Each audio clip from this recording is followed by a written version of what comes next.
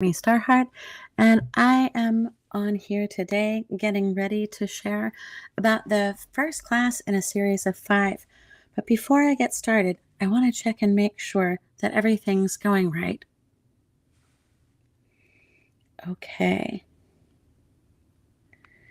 I'm going to share this to the group.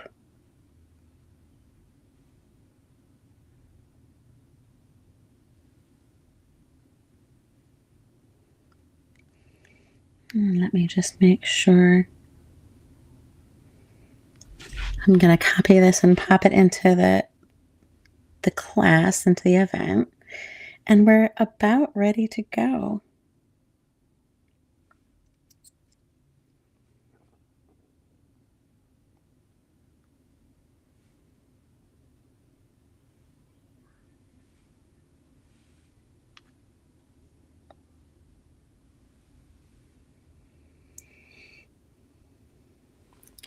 I just want to let everybody know that if you're joining from the event, there's an actual event called Journey of Life, Plant Medicine, Shamanic Tools for Conscious and Personal Development. That's a long-winded way of saying that we're going to talk about the medicine wheel in 5 parts, but we're going to focus on personal development. Hopefully everyone can see me and hear me, and everyone has the link. If not, I can always post it in the class, and hopefully things get better and better over time in terms of the technology. Looks like my sound is okay this time. Yeah. Medicine people are not necessarily famous for being great with technology, but one of the great things about my teacher is he called himself the Electric Indian, and so he was really quite good at technology. And hopefully, I've taken on some of that. At any rate, I'm here today, and let's get started. This is class 1 in a series of 5. We're going to start off with the direction of east. This is a 15-minute class, so it's not going to take up much of your time, but these little classes once a week are going to be very helpful over time, and we'll continue them on. So, class 1 is about the direction of east, and about the medicine wheel in general. East for us is the direction of fire. It's also the direction of new beginnings and birth and vision. So, east is spring. East is the first 13 years of life. And east relates to animals that have the ability to fly and give us higher vision. So, in terms of integration, where this is important is looking at the balance in our lives. Okay. A lot of times people look at little pieces and little snippets of their lives, but when we start using the medicine wheel as an integration tool, it's very powerful, because what happens is we're able to put together the pieces of our lives and the aspects of ourselves which may not necessarily be in communication with each other. I like to tell people that grandmother ayahuasca for me is the connective space, the quantum field. That plant medicine represents the connection between the atoms that actually manifest into this dimension.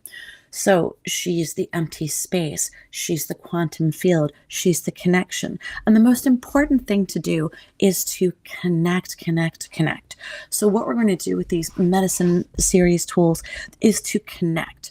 So just like the compass, we have the direction of east, south, west, and north. There's also the direction of the center in between, which will be the final class and is the final goal of all of this. The goal of all of this is to actually balance out these directions so that we're able to create connection and create meaning.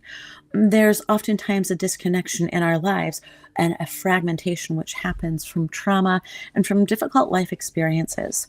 Right now in our world today, people experience a great deal of disconnect and trauma just because of social media and the way our lives are. So it's important for us to connect again and again with ourselves, with our different aspects, with Creator, and with the earth, and with each other. So the direction of east. Ask yourself the question, where was I at during the first 13 years of my life? The direction of east is beginnings. It's spring, and it's fire and vision and purpose. It relates specifically to the first 13 years of our lives. And this is a wonderful thing to look at. Oftentimes, this is a period of our lives that we don't examine very much, except for when we're talking about trauma or painful childhood experiences. We've just had Mother's Day yesterday, so it's a wonderful time to talk about the experiences we have in our childhood. So, from the years of 1 or 0, from birth to 13 years, is this direction. So, ask yourself, this is your tool. Where were you at physically? Where were you at emotionally? And where were you at spiritually during the first 13 years of your life? If you really want to do a good job on these classes and get the most out of it, these are just little snippets of the larger classes that we do at our retreats. But it's really important for you to have a journal. Look, here's my journal right here. It's kind of a big journal because I have a lot of opportunities to diary and to journal and take notes on things. But if you want, you can take a tiny notebook. I often recommend to people that you get something small that will fit in your purse or that will fit in your pocket. And write these questions down. For the first 13 years of my life, where was I at?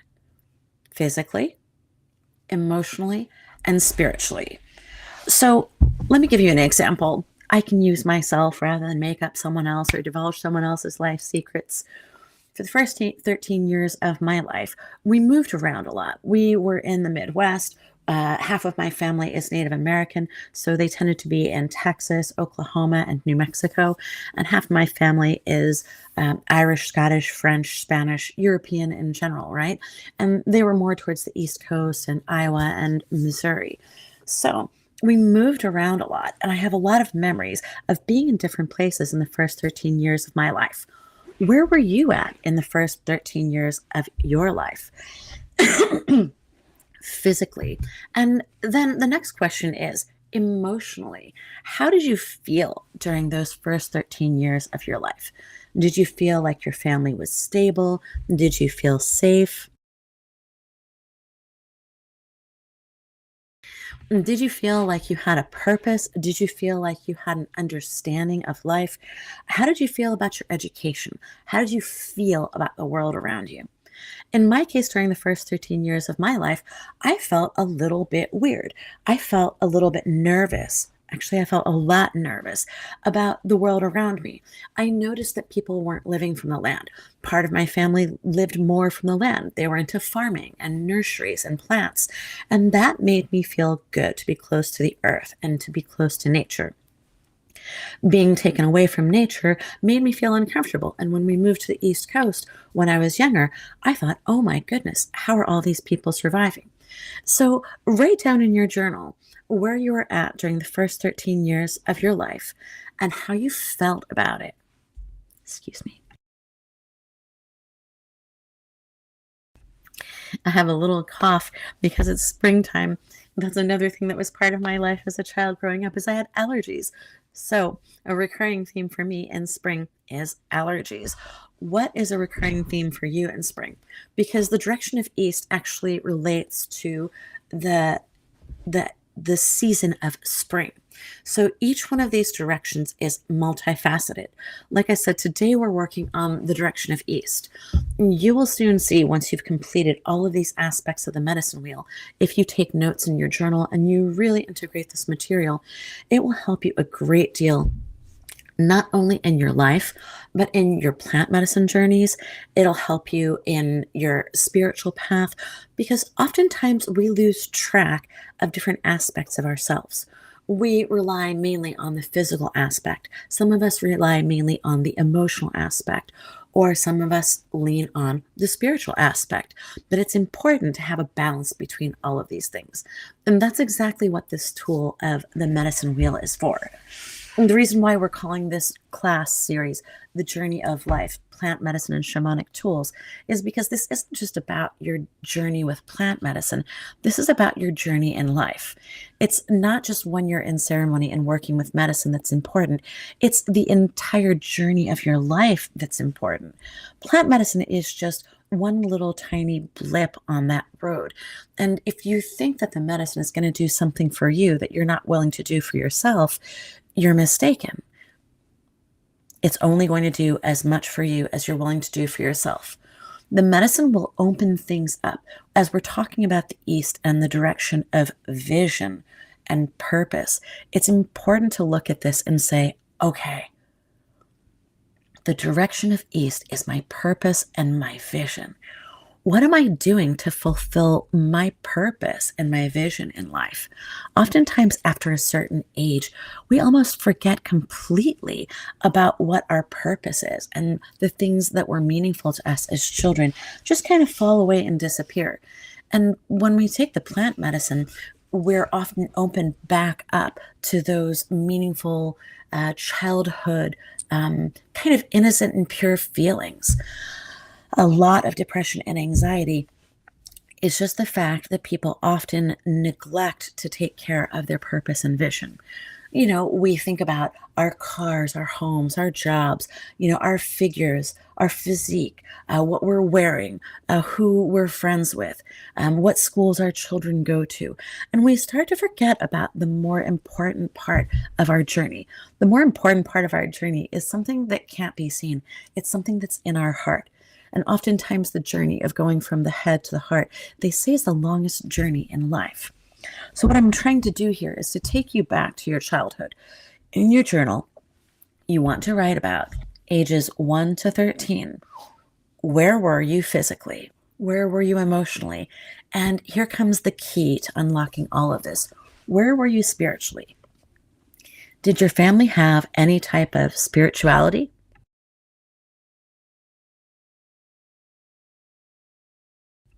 Did you have a personal practice?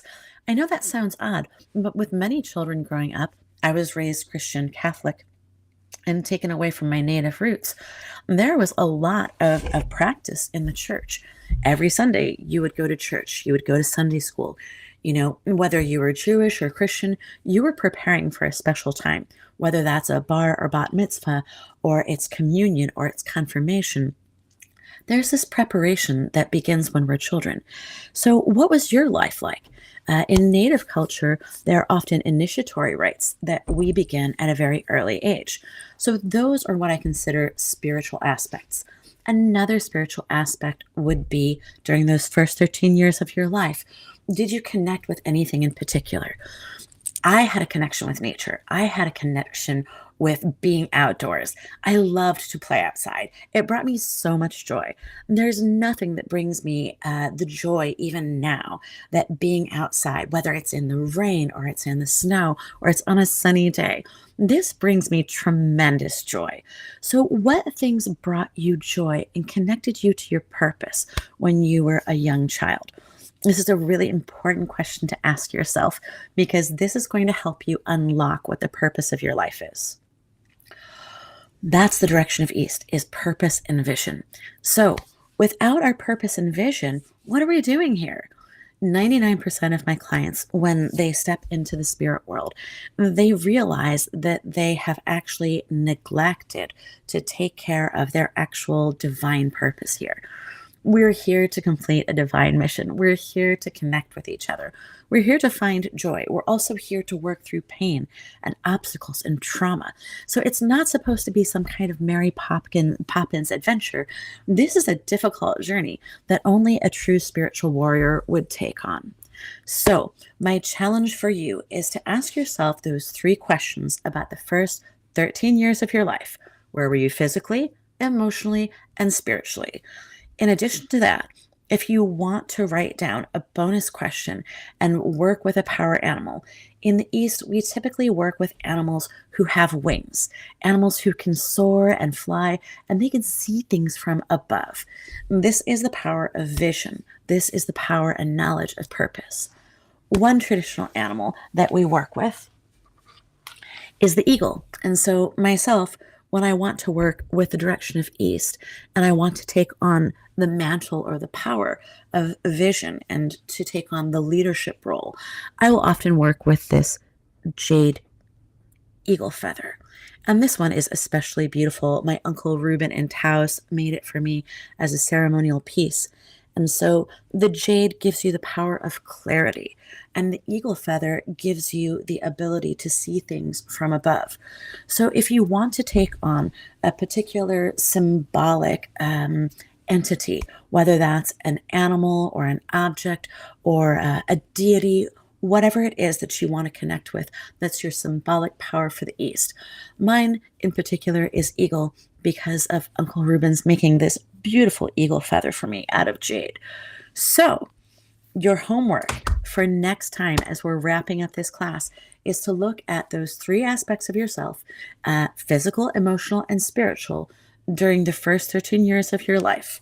We're going to go all the way around the medicine wheel, and we're going to look at the different aspects of ourselves in the next 5 weeks. I hope you can join me for these classes. I've really enjoyed being here, and I look forward to seeing more of you.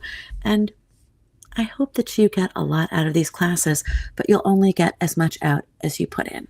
So, greetings and thank you, and I hope you have a very blessed day.